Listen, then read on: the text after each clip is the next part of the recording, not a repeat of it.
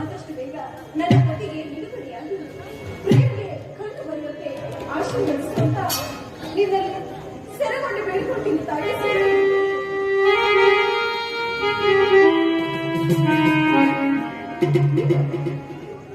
ಈ ಹೊತ್ತಿನಲ್ಲಿ ನೀನು ಎಲ್ಲಿ ಹೋಗ್ತಾ ಇದ್ದೀಯ?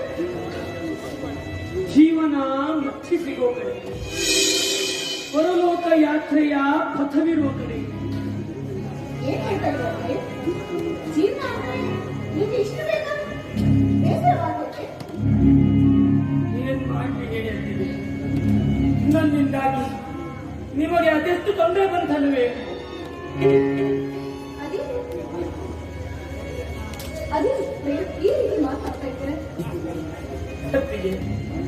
ನನ್ನಿಂದಾಗಿ ನಿಮ್ಮ ಪತಿ ಜೈಲಿಗೆ ಹೋಗಬೇಕಾಗಿದೆ.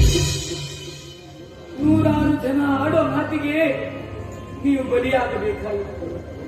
ಜೀವನ ಪರ್ಯಂತ ಈ ಒಟ್ಟಿ ಜೀವನ ಅನುಭವಿಸಬೇಕಾಯಿತು.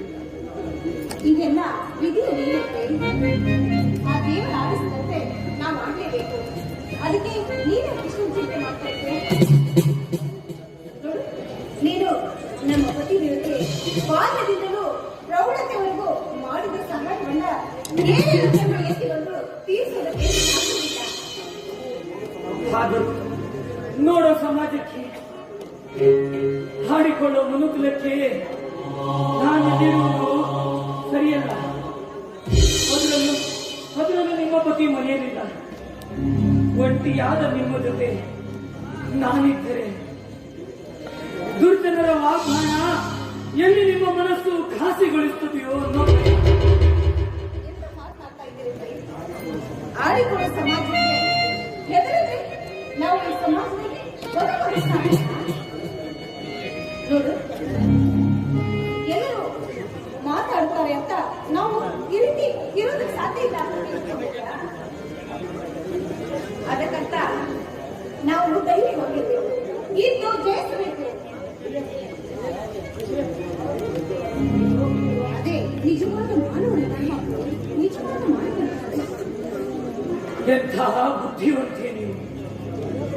ಸಾಕ್ಷಾತ್ ಬುದ್ಧ ಭಗವಾನ ಉಪದೇಶಿಸಿದಂತೆ ನುಡಿದ ನಾರಿ. ನೀ ತೋರಿದೆ ನನಗೆ ಜೀವನದ ದಾರಿ. ನಿಮ್ಮ ಆದೇಶ ನುಡಿಗಳಿಗೆ ನಾ ಸೋತೆತ್ತಿಗೆ.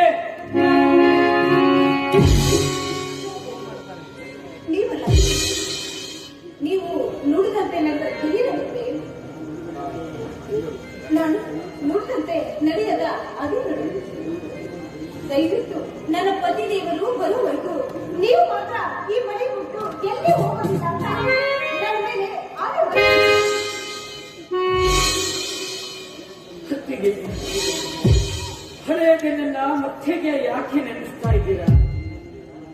ಇನ್ಮುಂದೆ ನಾನು ಯಾವತ್ತೂ ಇಂಥ ನಿರ್ಧಾರ ಮಾಡುವುದಿಲ್ಲ. ನನ್ನ ಬರುವ ತನಕ ಇಷ್ಟನಿಗೆ ಕಾಗಿ ಕಾದ ಕುಶಲನಂತೆ ನಿಮ್ಮ ಮನೆಯಲ್ಲಿ ನಾನು ಕಾಯುತ್ತೇನೆ. ಈಗಲಾದರೂ ನಿಮಗೆ ಸಮಾಧಾನವಾಯ್ತೆ. ಈಗ ಸಮಾಧಾನವಾಯ್ತು. ನೋಡು, ಇನ್ನೊಂದು ವಿಷಯ, ನಿನ್ನ ಕಣ್ಣು ಚಿಕಿತ್ಸೆ ಮಾಡ್ತಾ ಇದ್ದಾರೆ. ನಿಮ್ಮನ್ನ ಆಸ್ಪತ್ರೆ ತಲುಪಿಸುವಾಗ ಹೇಳಿದ್ದಾರೆ. ನೀವು ಸ್ವಲ್ಪ ಹೊತ್ತು ವಿಶ್ರಾಂತಿ ಮಾಡಿ, ಆಮೇಲೆ ಆಸ್ಪತ್ರೆ